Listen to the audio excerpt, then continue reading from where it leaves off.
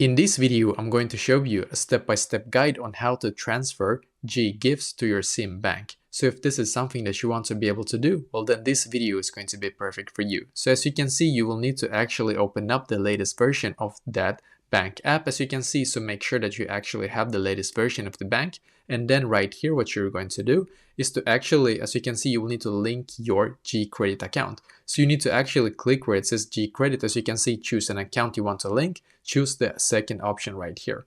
And then what you're going to do, you will need to provide them with the same mobile number and email address that is registered to your GCredit account. So make sure that you do provide them with an exact email address and mobile number that is also linked to your GCredit account. That is very important. And the next step is going to be for you to create your own username, password, and your PIN to verify in-app transactions, as you can see, which is going to be quite quick, just so you know. And then step number 5, you have now actually completed, and you can now transfer your GGives to CIMB bank. So this is basically exactly how to do this.